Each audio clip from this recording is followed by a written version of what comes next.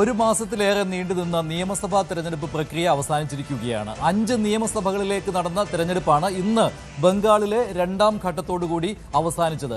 ഇനി അടുത്ത മണിക്കൂറുകൾ എക്സിറ്റ് പോളുകൾക്കുള്ള കാത്തിരിപ്പാണ്. തെരഞ്ഞെടുപ്പ് കമ്മീഷന്റെ നിയന്ത്രണം അനുസരിച്ച് 6:30 മണിക്ക് എക്സിറ്റ് പോളുകൾ പുറത്തുവിടുവാൻ കഴിയുകയുള്ളൂ. കൃത്യം 6:30 മണിക്ക് തന്നെ ആദ്യ എക്സിറ്റ് പോൾ ഫലം പുറത്തുവരും. അത് വോട്ട് വൈബിന്റെ എക്സിറ്റ് പോളാണ്. ന്യൂസ് 18 കേരളത്തിലൂടെ മാത്രമായിരിക്കും വോട്ട് വൈബിന്റെ എക്സിറ്റ് പോൾ ഫലങ്ങൾ പുറത്തു വരുന്നത്. ഒരു വോട്ടെണ്ണൽ ദിവസത്തെ ആകാംക്ഷയോടെ തന്നെ പ്രേക്ഷകർ കാത്തിരിക്കുന്ന എക്സിറ്റ് പോൾ ഫലങ്ങൾ പുറത്തു വരാൻ ഇനി 25 മിനിറ്റ് മാത്രമാണ് ബാക്കിയുള്ളത്. വളരെ കൃത്യമായി, വളരെ ആക്യുറേറ്റായി തയ്യാറാക്കിയ എക്സിറ്റ് പോൾ ഫലമാണ് പ്രേക്ഷകർ 25 മിനിറ്റിനുള്ളിൽ ന്യൂസ് 18 സ്ക്രീനിൽ കാണുക. തന്നെ അതായത് നിയമസഭാ തെരഞ്ഞെടുപ്പുകൾ പ്രഖ്യാപിച്ച സമയത്ത് തന്നെ വോട്ട് വൈബ് എല്ലാ നിയമസഭകളിലേക്കുള്ള തെരഞ്ഞെടുപ്പുകളുടെ സർവേ നടത്തിയിരുന്നു. അത് കേരളത്തിലെ സർവേ ഫലം നേരത്തെ ന്യൂസ് 18 കേരളം പുറത്തുവിട്ടതാണ്. 1, 2, 3 ഘട്ടങ്ങളിലായിട്ടാണ് കേരളത്തിലെ നിയമസഭാ തെരഞ്ഞെടുപ്പിന്റെ സർവേ ഫലം പുറത്തുവിട്ടത്. അന്ന് ആദ്യം 2 മുന്നണികൾക്കും മാറി മാറിയുള്ള അല്ലെ, തുടക്കത്തിൽ LDF-ന് മേധാവിത്വം ആ സർവേയുമായി ബന്ധപ്പെട്ട് വോട്ട് വൈബ് നൽകിയിരുന്നു. പിന്നീട് അത് UDF-ലേക്ക് പതുക്കെ മാറി. പക്ഷെ അപ്പോഴൊക്കെ നമ്മൾ പ്രതീക്ഷിക്കേണ്ടത് ഒരു നെക്ക് ടു നെക്ക് ഫൈറ്റിലേക്ക്, ഒരു അപ്രമാദിത്യം എന്ന തരത്തിലൊന്നും കാര്യങ്ങൾ ഈ സർവേകളിൽ ഇതുവരെ വന്നില്ല എന്നുള്ളതാണ്. വോട്ട് വൈബിന്റെ എല്ലാ സർവേകളിലും അങ്ങനെയായിരുന്നു. 1, 2, 3 ഘട്ട സർവേകളിൽ വോട്ട് വൈബ് ഒരു നെക്ക് ആൻഡ് നെക്ക് ഫൈറ്റിന്റെ അന്തരീക്ഷം ആണ് കേരളത്തിൽ ഉള്ളത് എന്നാണ് പറഞ്ഞിരുന്നത്. അത് തന്നെയാണോ എക്സിറ്റ് പോളിലും പ്രതിഫലിക്കാൻ പോകുന്നത് എന്നുള്ള ആകാംക്ഷയാണ് ഇപ്പോൾ ഉള്ളത്. എക്സിറ്റ് പോൾ എന്ന് പറയുമ്പോൾ വോട്ട് ചെയ്ത ആളുകളുടെ അവരുടെ അഭിപ്രായമാണ് വരുന്നത്. ഏത് മുന്നണിക്ക്, ഏത് പാർട്ടിക്കാണ് വോട്ട് ചെയ്തത് എന്ന കാര്യമാണ് എക്സിറ്റ് പോളിൽ പ്രതിഫലിക്കുന്നത്. അതുകൊണ്ട് തന്നെ സർവേയേക്കാൾ എക്സിറ്റ് പോളുകളായിരിക്കും കൂടുതൽ വിശ്വസനീയം. അതായത് ഏറ്റവും ഒടുവിലത്തെ കണക്ക് എക്സിറ്റ് പോളിന്റേതാണ്. കേരളത്തിലെ ബംഗാൾ അടക്കമുള്ള സംസ്ഥാനങ്ങൾ, തമിഴ്നാട് നമ്മൾ കാത്തിരിക്കുന്ന ഫലമാണ്. തമിഴ്നാട്ടിൽ വിജയ പ്രഭാവം എത്രത്തോളം ഉണ്ട് എന്ന കാര്യം, സ്റ്റാലിൻ തുടരുമോ ഇല്ലയോ എന്നുള്ള കാര്യം, ബംഗാളിൽ മമതാ ബാനർജി വീണ്ടും ഭരിക്കുമോ എന്നുള്ള കാര്യം വളരെ പ്രധാനമാണ്. അതിൽ എടുത്തു പറയേണ്ടത് ഇന്ന് രണ്ടാം ഘട്ട തെരഞ്ഞെടുപ്പ് നടന്നപ്പോൾ അവിടെയും വോട്ടിംഗ് ശതമാനം കൂടുതലാണ്. ഒന്നാം ഘട്ടത്തിലെ പോലെ തന്നെ ആവേശകരമായിട്ട് തന്നെയാണ് ബംഗാളിൽ ഇത്തവണയും രണ്ടാം ഘട്ടത്തിലും വോട്ടെടുപ്പ് നടന്നത് എന്നുള്ളതാണ്. അതുകൊണ്ട് കേരളം കഴിഞ്ഞാൽ ഞാൻ പ്രാധാന്യത്തോടെ കാണുന്നത് ബംഗാൾ തന്നെയാണ്. പിന്നെ തമിഴ്നാട്, പിന്നെ അസം, പോണ്ടിച്ചേരി നിയമസഭാ തെരഞ്ഞെടുപ്പുകളുടെ എക്സിറ്റ് പോൾ ഫലങ്ങളും പുറത്തു വരും. എന്തായാലും കാത്തിരിക്കുന്നത് കേരളത്തിന്റെ കാര്യമാണ്. കേരളത്തിൽ ഇത്തവണ ഭരണ തുടർച്ചയാണോ അതോ ഭരണമാറ്റമാണോ ഉണ്ടാകാൻ പോകുന്നത്? നെക്ക് ആൻഡ് നെക്ക് ഫൈറ്റ് എന്ന സിറ്റുവേഷനിൽ എത്രത്തോളം മാറ്റം വന്നിരുന്നു?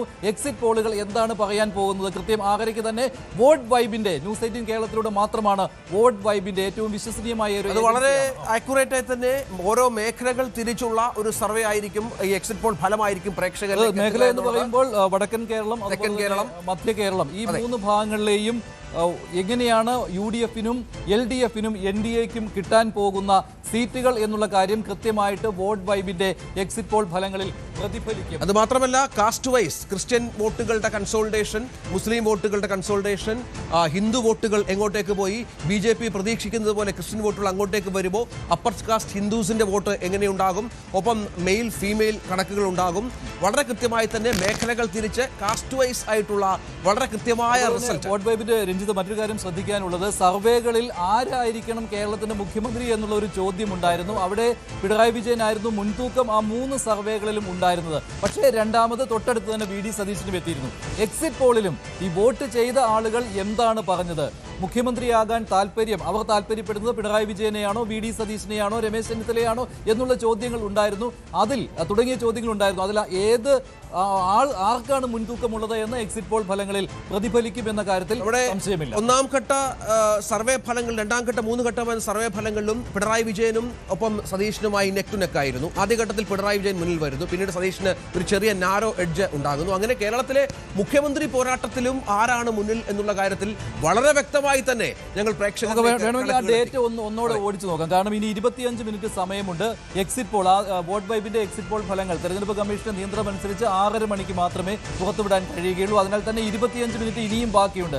അപ്പോൾ സർവേയിൽ ഈ തെരഞ്ഞെടുപ്പ് പ്രക്രിയ നടന്ന സമയത്ത്, അത് തെരഞ്ഞെടുപ്പ് പ്രഖ്യാപിച്ച സമയത്ത്, അത് ആദ്യ സർവേ വോട്ട് വൈബ് നടത്തിയത് 23-ാം തീയതി, മാർച്ച് 23-ാം തീയതിയായിരുന്നു. അന്നാണ് അവസാനിച്ചത്. മാർച്ച് 23-ന് പുറത്തുവിട്ട കണക്കനുസരിച്ച് ആ കണക്കൊന്ന് നോക്കാം. ഒന്നാമത്തെ സർവേ വോട്ട് വൈബിന്റെ ഒന്നാമത്തെ സർവേ അത് മാർച്ച് 23 വരെ കേരളത്തിലെ ജനമനസ്സ് എങ്ങോട്ടായിരുന്നു, ഏത് മുന്നണിക്കൊപ്പമായിരുന്നു, ആ ഡേറ്റ ഒന്ന് സ്ക്രീനിൽ പെട്ടെന്നൊന്ന് കാണാൻ സാധിക്കുമെന്ന് കരുതുകയാണ്. ആ ഡേറ്റ അനുസരിച്ച് LDF 71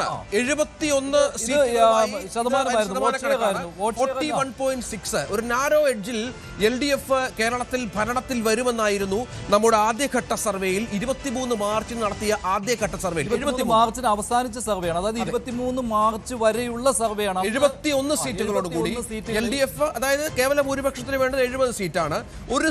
ഒരു സീറ്റിന്റെ വ്യത്യാസം, അതിൽ പ്ലസ് ഓർ -3 എന്നുള്ള ഒരു കണക്ക് കൂടി അതിൽ കൃത്യമായി തന്നെ ഓർക്കുക. ഇത് എക്സിറ്റ് പോൾ ഫലമല്ല, ഇത് ആദ്യ സർവേ, വോട്ട് വൈബിന്റെ ആദ്യ സർവേ മാർച്ച് 23 അവസാനിച്ച ആദ്യ സർവേയിലെ ആയിരുന്നു ആ കണക്ക്. അതനുസരിച്ച് 71 സീറ്റ് എന്നുള്ള ഒരു നാരോ എഡ്ജ് അവിടെ LDF 67 സീറ്റാണ് UDF വേണ്ടി ആ സർവേ ഫലം നൽകിയത്. അവിടെയും ഒരു പ്ലസ് മൈനസ് കണക്കുണ്ട്. ഒപ്പം 3 സീറ്റ് അങ്ങനെ LDF ചിലപ്പോൾ 68 ആകാം, ചിലപ്പോൾ 74 ആകാം. UDF 67 ആയിരുന്നു അന്ന് പറഞ്ഞിരുന്നത്, അത് വേണമെങ്കിൽ 70 ആകാം, ചിലപ്പോൾ 64 ആയിട്ട് കുറയാം. NDAക്ക് 2 സീറ്റ്. ഇത് മാർച്ച് 23 കണക്കനുസരിച്ചുള്ള സർവേ ഫലമായിരുന്നു. ആ സമയത്ത് കോൺഗ്രസിൽ അഭിപ്രായ വ്യത്യാസം ഉള്ള ഒരു സമയമായിരുന്നു. സീറ്റ് തർക്കം ഡൽഹിയിൽ തുടരുന്ന ഒരു സമയമായിരുന്നു. MP-മാർ മത്സരിക്കണോ എന്നുള്ള കാര്യം ആ തർക്കം നടക്കുന്ന ഒരു സമയത്തായിരുന്നു ഈ സർവേ അവസാനിച്ചത്. ആ സമയത്താണ് UDF പിന്നോട്ട് പോകേണ്ടി വന്നു. അവിടെ LDF ചെറിയൊരു മാർജിനിൽ മുന്നോട്ട് പോകാൻ കഴിഞ്ഞിരുന്നു. പക്ഷേ അപ്പോഴും നമ്മൾ ആലോചിക്കണം, വളരെ നാരോ എഡ്ജ്, വളരെ ചെറിയ എഡ്ജിലാണ് LDF അവിടെ ഒരു ഭരണം ഉണ്ടാവുകയാണെങ്കിൽ അതുണ്ടാകുമെന്ന് പ്രേക്ഷകർ, വോട്ടർമാർ വിധിയെഴുതിയത്. അതിനുശേഷവും അവിടെ മുഖ്യമന്ത്രി സ്ഥാനത്തേക്ക് ആര് എന്നുള്ള ചോദ്യം പിണറായി വിജയനായിരുന്നു മുന്നിൽ നിന്നിരുന്നത് അന്ന് ആ മാർച്ച് 23 വരെയുള്ള കണക്കനുസരിച്ച്.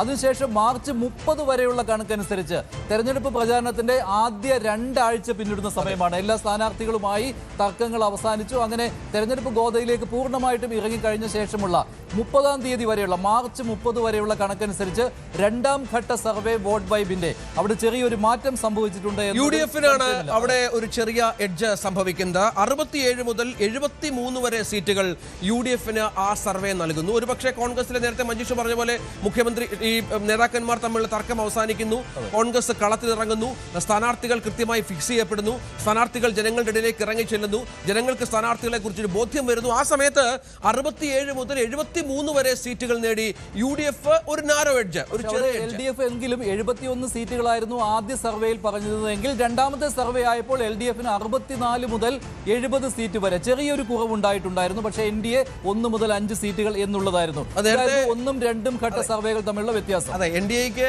കേവലം 1 സീറ്റ് 2 സീറ്റ് മാത്രം പ്രവചിച്ച സ്ഥലത്താണ് ഈ 2 ആഴ്ച പിന്നിട്ടപ്പോൾ 1 മുതൽ 5. അതൊരു പക്ഷേ പ്രചാരണ രംഗത്തെ ഓർക്കുക, ഇത് മാർച്ച് 30 വരെയുള്ള കണക്കനുസരിച്ചുള്ള സർവേ. കൂടുതൽ വാർത്തകൾക്ക് News 18 Keralam YouTube channel subscribe ചെയ്യുക.